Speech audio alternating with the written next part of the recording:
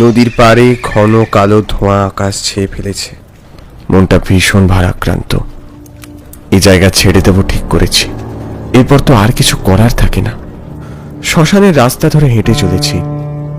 এই যে শুনছেন, দাঁড়ান। আমাকে তো চলে যেতে হবে। এই আশ্রয় আমার আর থাকলো না। কোথায় যাবেন কিছু ঠিক করেছেন? না। আমায় ক্ষমা করবেন, সকালে অতগুলো খারাপ কথা আপনাকে বলে ফেলেছি। আরে না না, সে তো আপনার জায়গায় থাকলে আমিও। বাবা মারা যাওয়ার পর এই পৃথিবীতে নিজের বলতে ভাইয়ের পরে শুধু আমার সখীই ছিল। কি হয়েছিল আপনার বাবার? জানি না, দিব্যি সুস্থ মানুষ, শহরে গিয়েছিল কাজ করতে। হঠাৎ করে একদিন কি হয়েছিল বুঝতে পারিনি। বাবা আর ফেরেনি। ছাড়ুন সেসব কথা। সারাদিন কিছু খাওয়া হয়নি, কিছু না হয় খেয়ে নেবেন। না চারু, আমি আর কারো জীবনে বাধা হয়ে থাকতে চাই না। তাছাড়া আমার সঙ্গে নানা বিপদ জড়িয়ে আছে। আমি সেই বিপদে তোমায় আর জড়াতে চাই না। কি আবল তাবল বলছেন? আমি ঠিকই বলছি। আপনি আপনি বাড়ি যান। খিদে পেলে আমি রাস্তায় কোথাও কিছু খেয়ে নেব। আর কোনো কথা হলো না। খেয়াল পড়লো চারু যেতে যেতে চারুর অন্যায় বাঁধা একটা কাগজ পড়ে গেল মাটিতে। চারু, চারু! চারু শুনতে পেল না। কাগজটা হাওয়ায় উড়ে আমার পায়ের সামনে এসে পড়ল। হাতে নিয়ে দেখলাম এটা তো একটা খাম। ওটা পকেটে রেখে দিলাম। আবার কখনো যদি দেখা হয় দিয়ে দেব। সন্ধে নেমেছে সবে। খাওয়ার বিন্দু মাত্র ইচ্ছে ছিল না আমার। গন্তব্য অজানা, তাই পথের পাশে ছোট্ট একটা হোটেলে ঢুকেছিলাম। দাদা, হাত ধোয়ার জায়গাটা?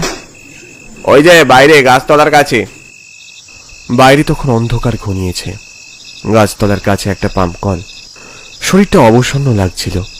পিছন থেকে বিড় একটা স্বর কানে এলো। পালিয়ে যাবি কোথায়? তোকে আমি মারবো বলে এখানে টেনে এনেছি।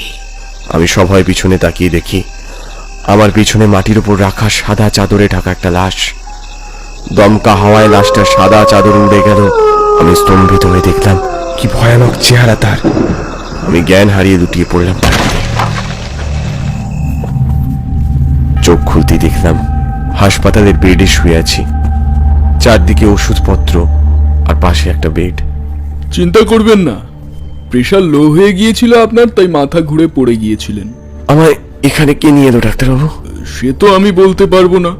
খুব ভালোভাবে আন্দাজ করতে পারলাম শহরের সেই গুন্ডাদের হাত থেকে বাঁচলেও সে আত্মার হাত থেকে এখনো আমার নিস্তার নেই। আচ্ছা, আপনার চোখ মুখের এমন অবস্থা হলো কি করে? ডাক্তারবাবু, আমার ভীষণ ভয় করছে। মনে হচ্ছে আমায় কেউ যেন মারতে চাইছে। কেউ মারতে চাইছে? কি বলছেন? আপনি শুনুন, এখন আপনাকে একটা ইঞ্জেকশন দিচ্ছি। আপনার ঘুমের প্রয়োজন। ইঞ্জেকশন নেওয়ার পর আমার চোখে ঘুম এলো। একসময় ঘুমের মধ্যেই অনুভব করলাম কেউ একজন যেন একটা স্ট্রেচার ঠেলে এ ঘরে কাউকে ঢুকিয়ে দিল। আমার দু চোখ খুলে রাখার অবস্থা নেই।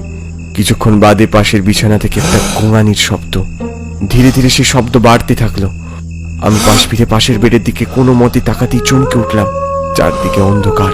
পাশের বেডে সাদা চাদরে ঢাকা সেই লাশ। লাশের চাদর আপনা আপনি সরে গেল। দেখতে দেখতে মৃতদেহটা উঠে বসলো বিছানার উপর। পাপী, তুই একটা পাপী। কে আপনি? কি চান? আমায় বাঁচতে দিন। বাঁচতে দেব? তোকে আমি তিলে তিলে মারবো। মনে হচ্ছিল এসব দুঃস্বপ্ন, কিন্তু আমার সমস্ত জল্পনাকে মিথ্যে করে দিয়ে শুকিয়ে যাওয়া বডিটা ধীরে ধীরে এগিয়ে আসলো আমার দিকে। লোকটার বুকের পাঁজর ভয়ানক ভাবে ওঠানামা করছে। আমি বিছানা ছেড়ে ওঠার নিরন্তর প্রয়াস চালিয়ে যাচ্ছি, কিন্তু আমার ক্লান্ত অবসন্ন শরীরটা যেন আমাকে টেনে আটকে রেখেছে বিছানার ওপর। কিরে, জাল ওষুধগুলো যে মানুষদের গিলিয়েছিলিস তা ভুলে গিয়েছিস? কি যন্ত্রণা পেয়ে আমি এ পৃথিবী ছেড়েছি তা আমি জানি। তোদের মতো পাপীদের আমি একে একে শেষ করব। সে কি ভীষণ তার চাউনি। সেই মৃতদেহের আমার কথার কোনো ভ্রুক্ষেপ নেই। ধীরে ধীরে এগিয়ে এলো সে আমার দিকে। আমি প্রাণ বাঁচাতে কোনো মতে বিছানা ছেড়ে নিচে নামার চেষ্টা করতেই মাথা ঘুরে মুখ থুবড়ে পড়লাম মাটিতে। আমার পাশে চারুর খামটা পকেট থেকে পড়ে গিয়েছিল। সেখান থেকে একটা অস্পষ্ট ছবি বেরিয়ে এলো। অকস্মাৎ স্তব্ধ চারপাশ। লোকটার সেই বিভৎস হাসি আর নেই, আমার উপরে আক্রমণ করার তাগিদ আর নেই। ওই ছবিটা হাওয়ায় ভেসে উঠল ক্রমশ। এ ছবি এখানে এলো কিভাবে? ও জেনে আপনার কাজ কি? আপনি আমায় মেরে দিন। ছবির দিকে তাকিয়ে কেমন যেন স্থবির মতো চেয়ে রইল সেই অশরীরী। ওর শরীর থেকে বেরিয়ে আসছে একটা আর্তনাদ। চারু মা, আপনি চারুকে চিনলেন কি করে? কোনো বাপ তার মেয়ের ক্ষতি চায় না। আমি চারুর বাবা, চিন্ময় মজুমদার। ওই বিষ ওষুধ খেয়ে অশরীরী হয়ে ঘুরে বেড়াচ্ছি। আমার ছেলে মেয়েকে নিয়ে দেখা আমার হাজার স্বপ্ন মুহূর্তে চুরমার হয়ে গেছে।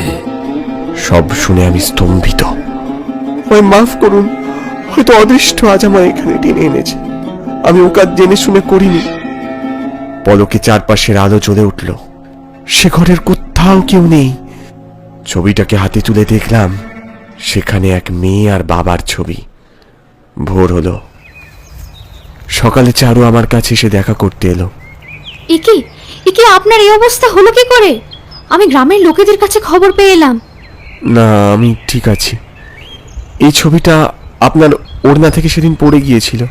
ওহ, দেখেছেন, এদিকে আমি চারিদিকে খুঁজে মরছি। ইনি আমার বাবা। জানি চারু, উনি চিন্ময় বাবু। তুমি কি করে চিনলে? বলবো না হয় সে কথা, পরে কখনো। আজ থাক। চারু অবাক দৃষ্টিতে আমার দিকে চেয়ে রইল।